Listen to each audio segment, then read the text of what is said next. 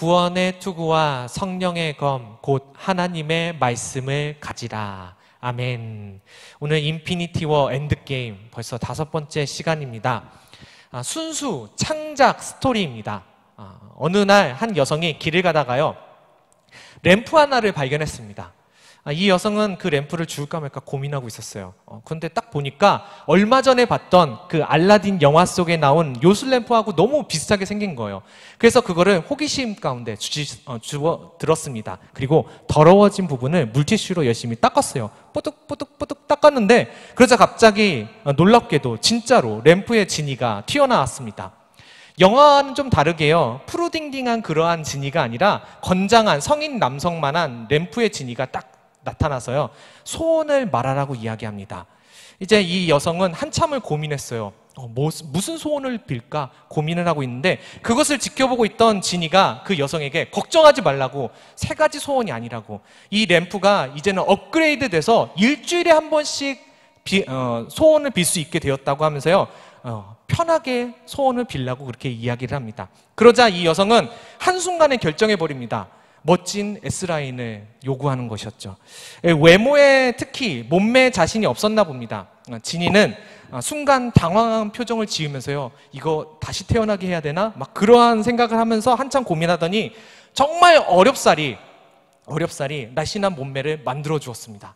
그리고 일주일 후 또 소원을 빌 수 있죠. 그녀는 다시 램프를 문질러서 지니를 불러냅니다. 그렇게 매주 불러내서 그녀가 그동안 가지고 싶어 했던, 정말 갖고 싶어 했던 자동차, 집, 명품 가방, 보석들, 그런 것들을 다 얻게 되었습니다.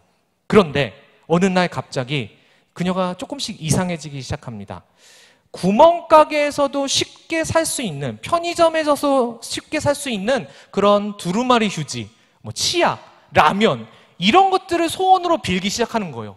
일주일에 한 번씩 그렇게 쭉 빌다가 이제는 정말 소모품 같은 거, 두루마리 휴지, 치약, 별것 아닌 것들을 소원으로 빌기 시작했습니다. 알고 보니까 더 이상 빌 것이 없었던 것이죠. 더 가지고 싶은 것이 없어진 것입니다. 그렇게도 소중해 보이던 것들이 더 이상 소중하게 보이지 않기 시작했습니다.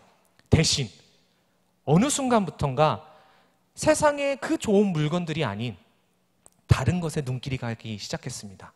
램프의 진이를 볼 때마다 느낌이 조금씩 변해가는 거예요. 훤칠한 키, 굴곡진 멋진 근육, 구릿빛 피부, 램프의 진이잖아요. 외국 사람이잖아요. 이국적인 멋진 얼굴, 그리고 이름도 멋지지 않습니까? 자이언트 지니, 일명 지지 해서 얼마나 멋집니까? 그녀가 지니를 이제 사랑하게 된 것이죠. 선물보다 선물을 주는 그를 더 사랑하게 된 것입니다. 제가 뜬금없이 만든 스토리이긴 하지만 그래도 재밌게 들어주셨으면 감사하겠습니다. 저는 여러분들이요, 하나님께서 주시는 그 선물들, 세상적인 것들보다 하나님 그분 자신을 더 사랑해서 이 자리에 나오신 줄로 믿습니다. 세상의 그 멋진 것보다 예수님이 더욱 아름답기에 여러분들이 이 자리에 나오신 줄로 저는 믿습니다. 그리고 모든 영적 전쟁 가운데서 여러분들이 승리하시고 여러분들에게 가장 귀한 것이 무엇인지 그것을 깨닫고 이 자리에 나오신 줄로 저는 믿습니다. 그래서요, 영적 전쟁에서 승리하고 이 자리에 나오신 여러분들을 정말 환영합니다. 축복합니다. 오늘은 다음 주에도 영적 전쟁에서 승리하고 이 자리에 나올 수 있도록 도와줄 수 있는 5번째 무기, 구원의 투구를 한번 살펴보도록 하겠습니다. 지난번에도 말씀드렸었지만 바울이요, 감옥에 갇혀 있으면서 에베소에 있는 성도들에게 필요한 말씀을 적어서 보낸 편지가 에베소서라고 말씀드렸었죠. 지금 이 편지를 쓰고 있는 바울, 어디에 있다고요? 감옥에 있다고요. 바울이 지금 감옥에 있으면서 가장 많이 봤을 사람이 누구였을 것 같습니까? 누구를 제일 많이 봤을 것 같습니까? 아마도 죄수들 아니면요, 감옥을 지키는 군인들을 많이 봤을 것 같습니다. 매일같이 군인들이 무장하고 있는 모습을 보면서 어쩌면요, 우리 믿음의 사람들도 저렇게 무장하고 살아가야 되지 않을까라는 생각에 전신갑주를 입어야 한다고 에베소 교인들에게 편지를 써서 보냈던 것 같아요. 저는 그렇게 생각하고 있습니다. 바울도 저도요, 웬만해서는 무장하라고 그렇게 하지 않을 텐데 악한 영들이 정말 소중한 여러분들을, 정말 귀한 여러분들을, 가치 있는 여러분들을 가만히 놔두지 않을 걸 알기 때문에 무장하라고 그렇게 신신당부를 하고 있습니다. 그리고 5번째로, 총 6가지 중에 5번째로 구원의 투구를 쓰라고 우리에게 말합니다. 오늘날로 따지면요, 헬멧을 쓰라고 그렇게 얘기를 하는 것이죠. 보통 헬멧 언제 쓰죠? 자전거를 타거나 아니면 오토바이를 탈 때, 그때 우리는 헬멧을 씁니다. 다른 보호 장비는 안 해도요, 잡지 않습니다. 그런데요, 헬멧을 안 하면요, 도로교통법 위반으로 잡습니다. 경찰들이 잡아서요, 헬멧 왜 안 썼냐고 뭐라고 합니다. 그리고 경우에 따라서 경고조치 또는 벌금을 물리기도 하는데요, 제가 알아본 바에 의하면 2만 원의 범칙금이 주어지더라고요. 과태료도 2만 원가량 된다고 합니다. 물론 잡으려고 하는데 도망가면은, 안 잡히려고 도망가면은 오히려 지시불이행으로 7만 원의 벌금을 또 물게 된다고 합니다. 그러니까 경찰이 잡으려고 하면 그냥 끌려가세요. 그리고 2만 원만 내시면 됩니다. 이렇게 해서라도 사람들에게 헬멧을 쓰게 하려는 이유가 있다면요, 그것은 사람의 머리가 굉장히 중요하기 때문입니다. 다른 곳은 다쳐도요, 그 부분만 상처 입습니다. 다른 곳은 다쳐도요, 그 부분만 제 기능을 못하게 됩니다. 팔이 부러지면은 팔 하나만 못 쓰게 되고요, 다리가 부러지면은 다리 하나만 상처 입게 됩니다. 그렇지 않습니까? 그런데요, 머리는 다릅니다. 머리부터 목까지 충격이 잘못하면 이제 반신불수가 될 수도 있고요, 머리 혈관 하나만 잘못 탁 터져도요, 온몸의 기능을 잃게 될 수도 있습니다. 뇌사 상태에 빠질 수도 있는 것이죠. 혈관 하나만 터져도요. 다른 부위들을 보호하는 것도 물론 중요합니다. 그런데요, 특히 머리는 한 번 공격당하면요, 내 모든 것이 다 정지할 수 있기 때문에 반드시 보호해야 합니다. 그래서 헬멧, 투구를 쓰라고 이야기하고 있는 것이죠. 사탄은 여러분들의 어느 한 부분만 사용하지 못하도록 그렇게 공격하지 않습니다. 여러분들 전체가 다 제 기능을 하지 못하도록, 모든 신앙적인 활동을 멈추게 하기 위해서 여러분들을 공격하기 시작합니다. 단순히 한 군데만 아니에요. 모든 신앙 활동을 멈추게 만들려고 공격합니다. 여러분들의 뭘 공격하는지 아십니까? 뭘 공격하는지 아세요? 이걸 탁 건들면요, 여러분들의 신앙이 우르르 무너져요. 뭐냐면요, 우리들을 구원하셨다라는 것에 대해서 의심을 불어넣기 시작하면은 내 신앙의 모든 것들이 무너집니다. 우리의 구원을 의심하도록 만듭니다. 내가 이 모양 이 꼴인데 구원받을 수 있을까? 내가 정말 구원받았을까? 이런 마음이 들도록 만드는 것이죠. 난 구원의 가능성이 없다고 단정짓게 만듭니다. 그래서 바울은 무슨 헬멧이요? 무슨 투구를 쓰라고 말씀하고 있습니까? 구원의 투구를 쓰라고 말씀하고 있습니다. 구원의 투구라고만 말하면요, 조금 모호합니다. 그래서 구원의 투구에 대한 내용이 나오는 또 다른 말씀이 있습니다. 모르셨죠? 또 다른 말씀이 있어요. 데살로니가전서 5장 8절 말씀입니다. 이 말씀 우리 다 같이 함께 읽도록 하겠습니다. 시작! 낮에 속하였으니 정신을 차리고 믿음과 사랑의 호심경을 붙이고 구원의 소망의 투구를 쓰자. 우리는 낮에 속하였으니 정신을 차리고 믿음과 사랑의 호심경도 분명히 나왔었죠. 전신갑주 중에서요. 호심경을 붙이고 구원의 무슨 투구요? 소망의 투구를 쓰자. 이렇게 또 이야기하고 있습니다. 소망, hope. 여기서 소망은요, 단순히 이렇게 됐으면 좋겠는데, 이렇게 되면 정말 좋을 것 같은데 라는 의미를 지닌 소망이 아닙니다. 그런 의미의 단어가 아닙니다. 마치요, 단 한 번도 약속을 어긴 적이 없는 우리 아빠가 생일에 자전거를 사준다고 그렇게 약속을 했어요. 그럼요, 아빠는 당연히 생일날 나에게 자전거를 사줄 겁니다. 그 생일날을요, 손꼽아 기다리는 거예요. 그 소망을 가지고서 살아가는 거예요. 그날만 기다리고 기대하면서 그렇게 살아가는 것, 그것을 가리켜서 요 단어를 사용하고 있습니다. 소망이라는 단어요. 단순히 이루어졌으면 좋겠는데가 아닙니다. 반드시 이루어질 것을 기대하고 기다리는 것, 반드시 이루어질 거야. 그러니까 난 지금 기다려. 그런 의미를 포함하고 있는 단어죠. 그래서요, 구원의 소망의 투구를 쓰라고 하는 이 말씀은 하나님 아버지께서 반드시 구원해 주시겠다라고 약속하셨기 때문에 내가 미래에 반드시 구원받을 거야. 난 반드시 구원받아. 라는 소망을 가지고서 살아가라고, 그것을 투구로 쓰라고 말씀하고 있는 것이죠. 구원의 확신을 가지고 살아가라고 말씀하고 있는 겁니다. 예전에 제가 다른 교회에서도 청년부 활동하면서 제자훈련을 끊임없이 했습니다. 계속 했었습니다. 그때마다 항상 로마서 8장 말씀을 꼭 암송하게 했거든요. 8장의 일부분만이 아니라요, 8장 전체를 다 암송하도록 그렇게 했었습니다. 항상 제자훈련 마치는 날에는 이거를 체크했어요. 다 외워서 이거 점검할 수 있게. 양이 많습니다. 깁니다. 우리들은 외우는데 참 약하잖아요. 이렇게 숙제를 내면요, 청년들은 온갖 아양과 애교를 떨면서 제발 없었던 일로 해달라고, 없었던 말로 해달라고 그렇게 사정사정합니다. 그래도 안 된다고, 이건 꼭 해야 된다고, 이 로마서 8장 말씀은 꼭 외워야 된다고 하면서요, 제가 얘기를 하면요, 여러 가지 수많은 이유들을 대기 시작해요. 얼마 전에 내가 치질 수술을 했는데 도저히 외우질 못할 것 같아요. 막, 그리고 이제 청년들 중에서도 일찍 결혼한 그러한 청년들도 있잖아요. 그래서 애엄마가 된 청년들도 가끔 나옵니다. 그러면 애엄마들은 애를 낳고 나니까 바보가 됐나 봐요. 더 이상 안 헤어져요. 막 이렇게 얘기를 하는 거예요. 결혼 날짜 얼마 안 남았는데 도저히 못 외우겠어요. 제발 좀 양해해 주세요. 그러면서 얘기를 합니다. 그럼 제가요, 굉장히 착하잖아요. 좀 착합니까? 그래, 그러면은 제가 그 부탁 드릴게요. 대신 마지막 수업 날 500번 그 말씀 써오세요. 로마서 8장 500번 써오세요 라고서 얘기하면요, 그냥 다들 외웁니다.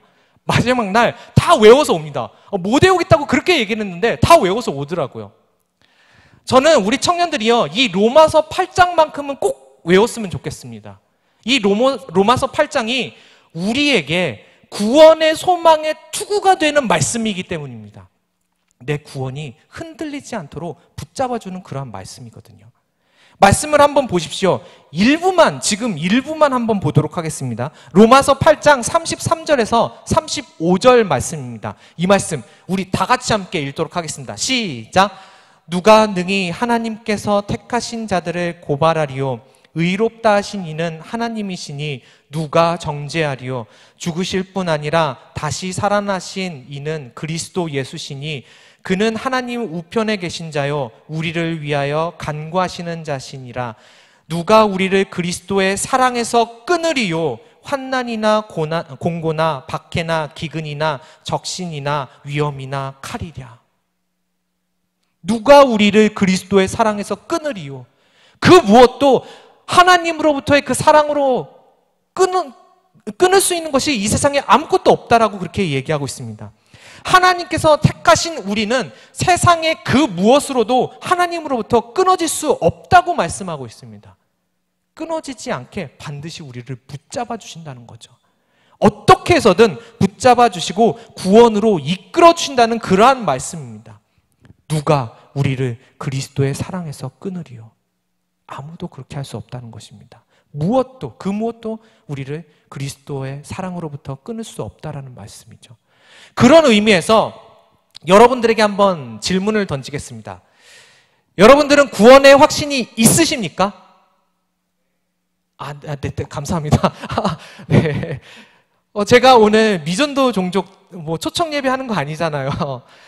십자가와 부활의 예수님을 믿는 여러분, 십자가 부활의 예수님 여러분 믿고 있잖아요. 여러분께서는 예수님께서 여러분을 구원하셨음을 믿고 계십니까? 바울이 구원의 투구를 쓰라고 말한 것은요, 지금 이러한 현상이 일어나지 않도록 하기 위해서입니다. 내가 정말 구원받았나? 내가 정말 구원받았나? 확신에 차서 아멘이라고 외칠 수 있도록 하기 위해서 구원의 투구를 쓰라고 그렇게 이야기하고 있는 것입니다. 속으로 여러분들 다들 아멘 하셨죠? 속으로 아멘 하신 여러분, 분명 내가 구원받은 것도 알고요, 구원의 확신도 있습니다. 나에게 그런 확신이 있습니다. 그런데 이상합니다. 매일같이 넘어지고요, 낙심하고 불안해합니다. 구원 때문에 불안해합니다. 두려워하고 의심에 쌓이고 갈등과 회의에 빠집니다. 이거 모순 아닙니까? 구원의 확신이 있다는데, 내가 분명 구원받은 거 알고 있는데 의심이 들고 불안해하고 구원의 확신이 있는데요. 근데 이게 모순이 아니라는 거예요. 이 불안은요, 도대체 뭐지? 라고서 우리 궁금함이 있을 수 있습니다. 내가 구원받은 하나님의 사람이고 예수님을 믿고 변화된 사람인데 왜 난 여전히 두렵지? 내가 구원받았는지 구원받지 못했는지 왜 그걸 놓고서 내가 불안해하지? 그러지 않습니까? 이러한 이유를요, 폴 트루니에라는 사람이 정말 이해하기 쉽게 풀어서요, 책으로 썼습니다. 그가 말하길 우리들에게 중간지대라는 게 있다라고 표현하더라고요. 중간지대에 있으면 우리가 불안할 수밖에 없대요.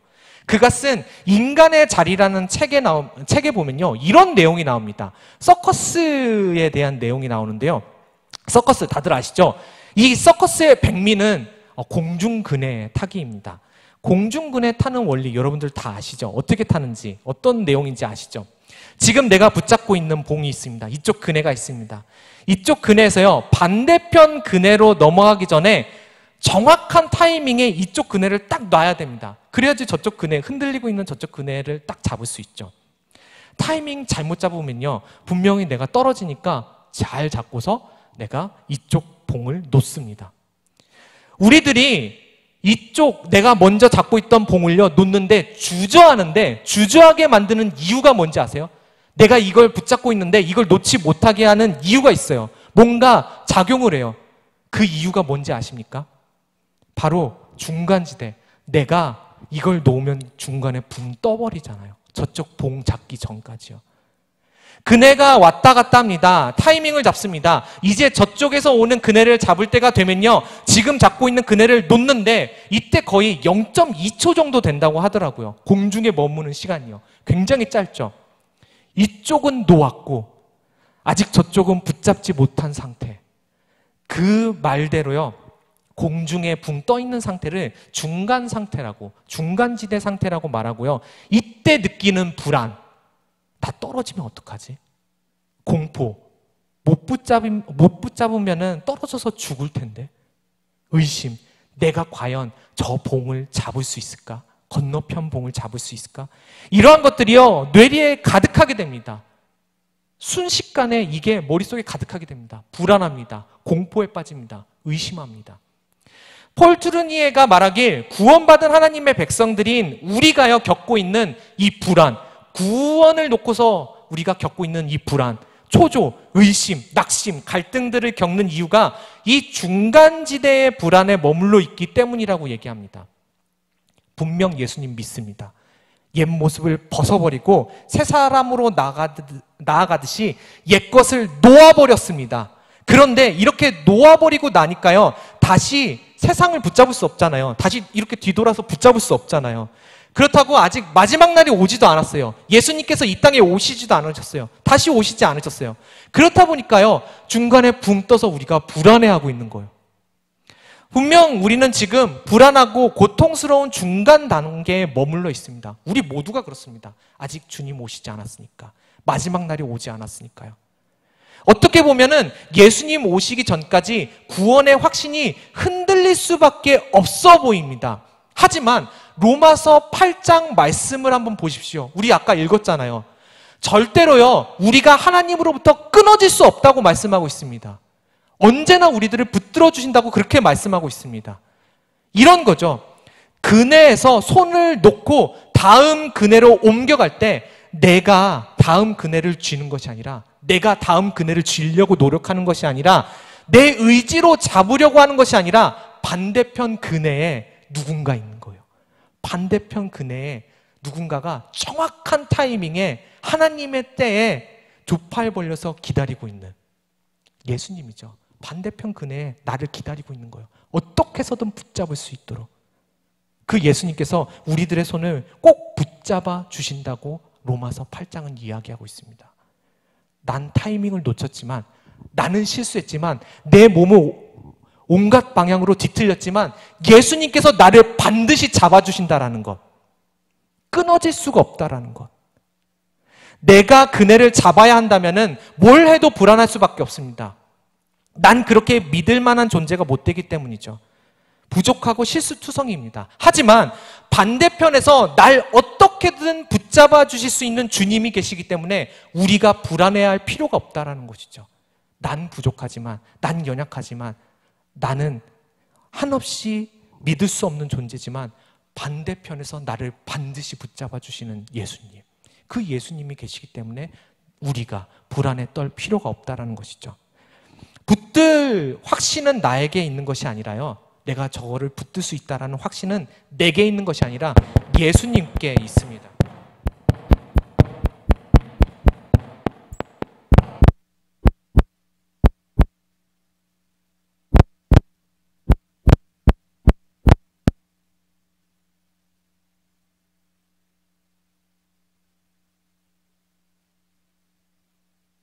다시 말씀드립니다.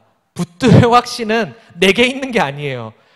이렇게 중요한 말씀 전할 때 사탄은 항상 공격해요. 우리 영적으로 공격당하고 있었던 거예요, 지금. 여러분들이 전신갑주를 입고 있었다면은 지금 이 순간 흔들리지 않았을 거예요. 저 안 흔들렸죠?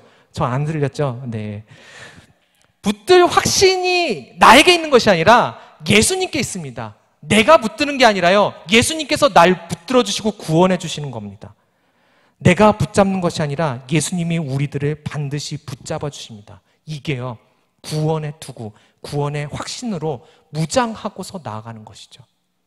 이렇게 구원의 확신으로 무장하고 나아가기 시작하면요, 나타나는 특징이 있습니다.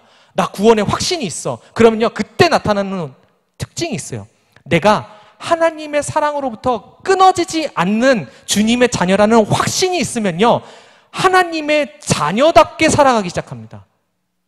자녀답게 살아가고자 하는 그러한 뜨거운 열망이 내 안에서 불타오릅니다. 이 확신이 있으면요, 나 구원받았어, 나 하나님의 자녀야, 이것만 있어도요, 내 안에 하나님의 자녀답게 살아가고자 하는 그 불타는 열망이 막 활활 타올라요.